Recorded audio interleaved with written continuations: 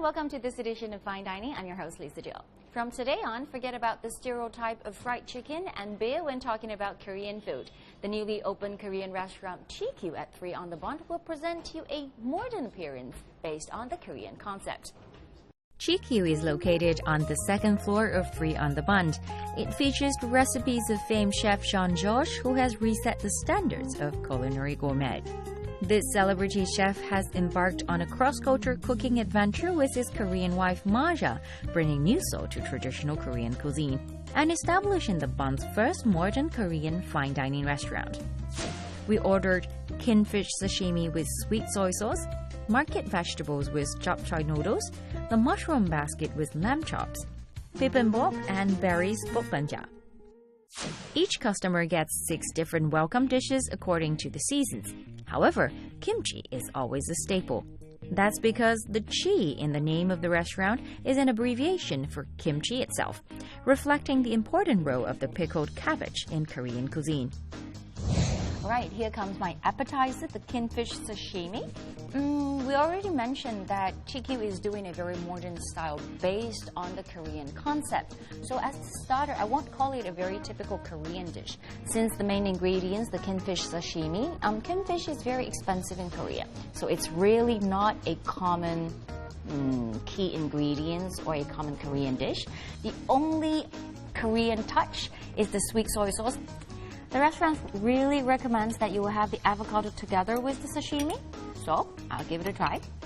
We all know avocado is very mushy, and together with the sashimi, and especially they put a lot of nuts on it. So you've got the very thick taste, very crunchy taste, and together with the fresh sashimi and a little bit of the sweet soy sauce, quite a different touch. Compared with the first fusion dish, this is more typical Korean cuisine. China actually brought japchae noodles to Korea in the 19th century. At the time, not everyone was able to eat it. Instead, it was a dish reserved for the palace. With a perfect blend of sauces, the sweet and sour taste of red cabbage reduces the greasiness and highlights the sweet taste of the vegetables.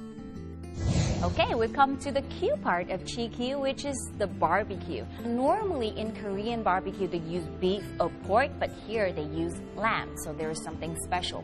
There is one thing that really was highlighting, and that is the special condiment, that is the kimchi butter. So they mix the kimchi and butter together to add extra aroma to the entire barbecue. Customers do not need to worry about smoke or the hot grill, because the barbecue tables are specially designed. The lamb chops are marinated in mint, rosemary, and olive oil, then grilled at a high temperature with amazing sounds. Kimchi butter is added on the chops with a rich aroma of the meat. So now, I'm going to dig in. The chef told me that the lamb chop is from New Zealand. Very fresh, good coloring, good timing. You can see how juicy this is. And especially when you put butter on the top, it will be very, very aromatic. Nice. The mushroom basket is the most seasonal flavor in this weather. The crunchy or rich texture of these 8 mushrooms will give you the best flavor for autumn. In the middle, that's the pickled vegetable and soy sauce, but the chef is highly recommending to pairing with the mushroom. They said it's a perfect combination. In a lot of barbecue places, we all know that we have the wrapping vegetable. We also see the restaurant offer us some rice. This is also a very traditional way of eating the wrapping. A little bit of the rice, mushroom, into the pickled vegetable, chili paste. Yummy! Here comes the bibimbap, or the Korean name of the stone pot. This is a very typical Korean dish with a little bit of Western touch because they put foie gras on the top. That's why it's very, very aromatic. Customers can enjoy the fabulous taste of the dish tossed together with rice and vegetables. It's a true fusion of French and Korean cuisine. How to control the heat, how to control the temperature, and even how much of the spiced chili paste you put into it to keep it as a well-balanced. It's something really challenging the restaurant. It's just well mixture. All right, this is my lovely dessert. They call it berry bokbanja because on the top, that's the, let me show you. the ice crush, or in Italy, I think they call it granata. This is made with the very special Korean liquor, the bok banja liquor.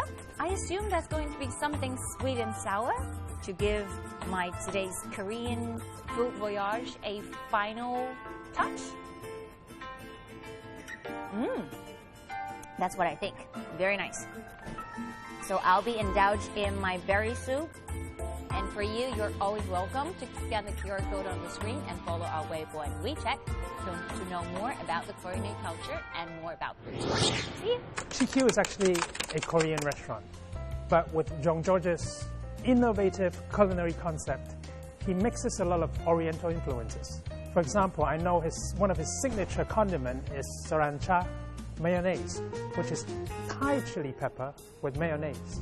Or for example, here in the Korean restaurant, you would mix the foie gras with the typical Korean stone pot rice. So there's kind of a fusion blending of the two cultures. When I make a new dishes, I try to maintain what's Korean real original flavor, but Jean Georges' distinct flavor as well, I want to try to combine together, which is citrus, a lot of citrus, freshness, and vinegar, and also ingredients of the different texture. Instead of just using salt in the traditional French cuisine, these kind of Korean taste is more impactful. A lot of flavor, but yet in the back is still very traditional